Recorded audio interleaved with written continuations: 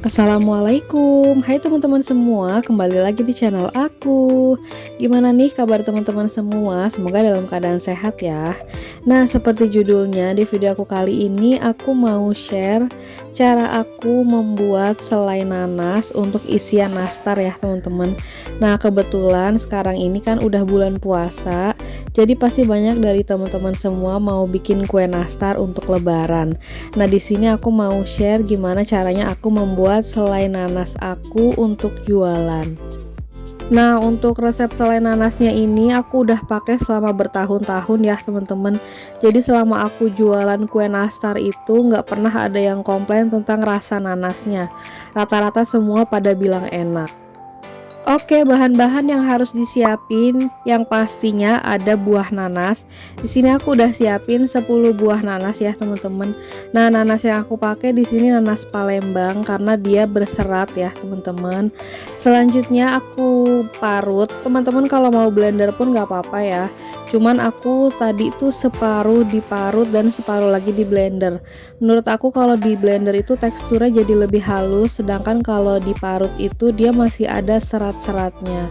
Nah, karena aku pengen teksturnya itu ada halusnya dan juga ada seratnya, jadi aku di mix aja, separuh aku blender, separuh lagi aku parut. Sebelum teman-teman parut atau blender, pastiin nanasnya itu udah dicuci bersih ya teman-teman. Nah, kalau udah kita haluskan semua nanasnya, selanjutnya kita masukin ke dalam panci atau wajan. Nah, ini mau aku panasin. Nah, di sini aku belum langsung masukin gula ya teman-teman. Jadi aku mau nyusutin kadar air dalam nanasnya dulu. Jadi di sini sesekali boleh diaduk supaya nggak gosong bagian bawahnya.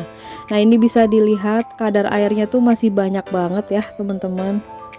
Nah, ini direbus pakai api sedang aja ya teman-teman, karena dia tuh bakal meletup-letup kayak gini. Nah, kalau udah makin menyusut airnya, ini bakal berubah warna jadi keorenan kayak gini ya teman-teman. Tapi ini belum aku masukin gula karena aku rasa ini masih ada kadar airnya ya, jadi aku mau susutin sebentar lagi. Nah, untuk proses pembuatan selai nanas ini emang cukup lumayan memakan waktu ya teman-teman, jadi teman-teman harus sabar-sabar banget. Nah, ini bisa dilihat nanasnya itu udah nggak berair lagi ya teman-teman. Biasanya kalau udah nggak berair itu dia nggak bakal meletup-letup seperti pertama tadi. Kalau teman-teman perhatiin kan pas masih banyak airnya itu dia meletup-letup gitu ya teman-teman, tapi di sini udah enggak. Nah, selanjutnya ini aku masukin garam 1 sendok makan. Ini aku beri lumayan banyak karena kan nanti bakal dimasukin gula juga ya teman-teman. Kalau menurut aku garam itu supaya rasanya lebih balance. Ini nanasnya terus aku aduk-aduk ya teman-teman, karena kalau udah nggak ada airnya kayak gini biasanya rawan banget gosong. Jadi jangan ditinggal-tinggal ya kalau masak selai nanas. Langkah selanjutnya di sini aku mau masukin gula pasir. Nah, untuk gula pasirnya itu boleh pakai merek apa aja ya teman-teman. Cuman katanya kalau gula pasir itu kan ada dua macam ya, ada yang warnanya putih bersih dan juga ada yang warnanya rada kekuningan. Nah, katanya kalau yang kekuningan itu malah lebih manis karena lebih alami. Aku juga kurang tahu sih ya, karena aku selama ini pakai gula pasir juga apa aja sih sebenarnya aku belum sempat cari tahu. Nah, kalau teman-teman mungkin tahu faktanya boleh banget komen di bawah ya. Oke, selanjutnya di sini aku mau masukin gula pasir sisaan yang tadi ya teman-teman. Aku mau aduk-aduk lagi. Nah, bisa dilihat di sini selai nanasnya itu udah mulai basah lagi ya teman-teman. Nah, di sini kita mulai aduk-aduk terus karena ini juga udah mulai rawan gosong. Jadi pastiin apinya itu nggak terlalu besar dan nggak terlalu kecil juga supaya nggak terlalu lama masaknya. Oh iya, di resep lain juga ada yang ditambah dengan kayu manis. Cuman untuk resep aku kali ini aku nggak tambahin kayu manis karena aku ngikutin selera customer aku. Cuman kalau teman-teman ada yang suka sama kayu manis boleh banget ditambah ya. Cerita sedikit ya teman-teman. Jadi sebelum aku pakai nanas Palembang, aku juga sebelumnya pernah pakai nanas madu. Sebetulnya sama-sama enak, bahkan kalau pakai nanas madu itu jauh lebih manis menurut aku rasanya.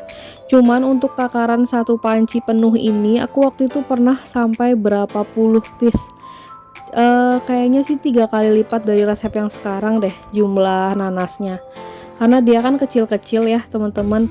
Dan kalau aku hitung-hitung ternyata malah lebih banyak modalnya kalau pakai nanas madu. Jadi akhirnya aku memutuskan buat pakai nanas Palembang aja. Di samping dia itu kan seger dan juga manis ya teman-teman, ada asam-asamnya sedikit, terus teksturnya juga bagus, dan menurut aku kadar airnya juga lebih mending dibanding nanas-nanas yang lain. Oh iya, tadi aku masukin lagi gula pasirnya karena menurut aku masih kurang sedikit manis dan masih terlalu banyak nanasnya ya teman-teman. Jadi kalau teman-teman mau bikin selai nanas, mending disesuaikan dengan selera atau lidah masing-masing ya. Biasanya itu tergantung beratnya, tergantung banyak dari nanasnya. Jadi kita harus nyesuaiin gulanya juga.